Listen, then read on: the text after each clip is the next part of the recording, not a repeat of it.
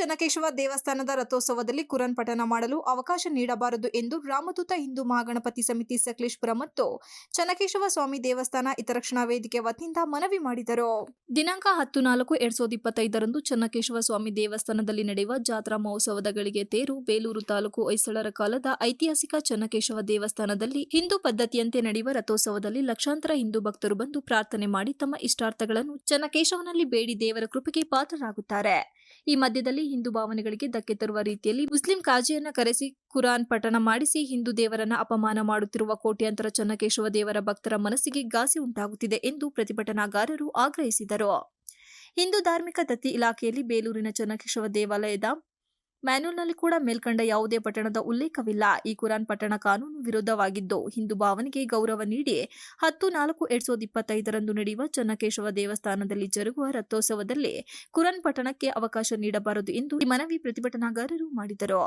ಚೆನ್ನಕೇಶವ ದೇವಸ್ಥಾನ ಮುಜರಾಯಿ ಇಲಾಖೆಗೆ ಸೇರಿದ್ದಾಗಿದ್ದು ನಡೆಯುವ ಜಾತ್ರಾ ಮಹೋತ್ಸವದಲ್ಲಿ ಮುಸ್ಲಿಮರಿಗೆ ವ್ಯಾಪಾರಕ್ಕೆ ಅವಕಾಶ ನೀಡಬಾರದು ಎಂದು ಚೆನ್ನಕೇಶವ ದೇವಸ್ಥಾನದ ಕಾರ್ಯನಿರ್ವಾಹಕ ಅಧಿಕಾರಿಗೆ ಮನವಿ ಸಲ್ಲಿಸಿದ್ದಾರೆ. ಈ ಮಧ್ಯೆ ಮಾತನಾಡಿದ ಹಿಂದೂ ಮುಖಂಡ ರಘು ಸಕಲೇಶಪುರ ಮಾತನಾಡಿ, ಮುಜರಾಯಿ ನಿಯಮಾನುಸಾರ ಯಾವುದೇ ಹಿಂದೂಯೇತರ ವ್ಯಾಪಾರಸ್ಥರು ಮುಜರಾಯಿ ದೇವಸ್ಥಾನದ ಆವರಣದ ಜಾತ್ರೆಯಲ್ಲಿ ವ್ಯಾಪಾರ ವಹಿವಾಟು ಮಾಡಬಾರದು ಎಂಬ ನಿಯಮವಿದ್ದು, ಮುಸ್ಲಿಮರು ವ್ಯಾಪಾರ ಮಾಡುವಾಗ ಉಗುಳುವುದು, ರಾಸಾಯನಿಕ ಪದಾರ್ಥ ಬಳಸಿ ಹಿಂದೂಗಳಿಗೆ ಕೊಡುವುದು ನಿರಂತರ ನಡೆಯುತ್ತಿದ್ದು, ಈ ಬಗ್ಗೆ ಜನಜಾಗೃತಿ ಅವಶ್ಯಕತೆ ಇದ್ದು ವ್ಯಾಪಾರಕ್ಕೆ ವಿರೋಧವಿದೆ ಎಂದು ತಿಳಿಸಿದರು.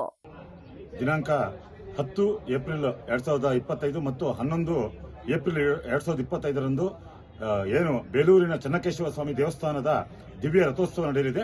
10ನೇ ತಾರೀಕಿಗೆ ಗಳಿಗೆ ತೇರು ಮತ್ತು 11ನೇ ತಾರೀಕಿಗೆ ದಿವ್ಯ ರಥೋತ್ಸವ ನಡೆಯಲಿದೆ.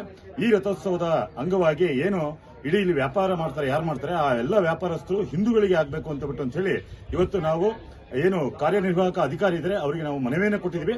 ಯಾವುದೇ ಕಾರಣಕ್ಕೂ ಸಹ ಮುಸ್ಲಿಮರಿಗೆ ಮತ್ತೆ ಹಿಂದೂಯೇತರರಿಗೆ ಯಾವುದೇ ಕಾರಣಕ್ಕೂ ಸಹ ಇಲ್ಲಿ ನಡೆಯುವಂತಹ ಜಾತ್ರಾ ಮಹೋತ್ಸವದಲ್ಲಿ ಯಾರಿಗೂ ಸಹ ವ್ಯಾಪಾರ ಮಾಡಕ್ಕೆ ಅವಕಾಶ ಮಾಡಿಕೊಡ್ಬಾರ್ದು ಅಂತ ಹೇಳಿ ನಾವು ಮನವಿಯನ್ನು ಮಾಡಿದ್ವಿ. ಅಕಸ್ಮಾತಾಗಿ ಯಾರಾದ್ರೂ ಬಂದು ಅವತ್ತು ವ್ಯಾಪಾರಕ್ಕೆ ಕೈ ಹಾಕಿದಲ್ಲಿ ಅವರಿಗೆ ನಾವು ಯಾವುದೇ ಕಾರಣಕ್ಕೂ ಇಲ್ಲಿ ವ್ಯಾಪಾರ ಮಾಡಬಾರ್ದು ಅಂತ ಹೇಳಿ ತಾಕೀತನ್ನು ಮಾಡ್ತೀವಿ.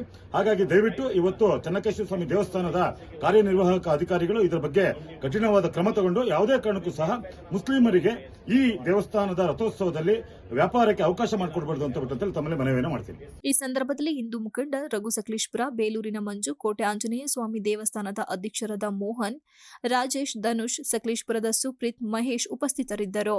MB Umesh, TV 46 Malenadu news, Sakleshpur.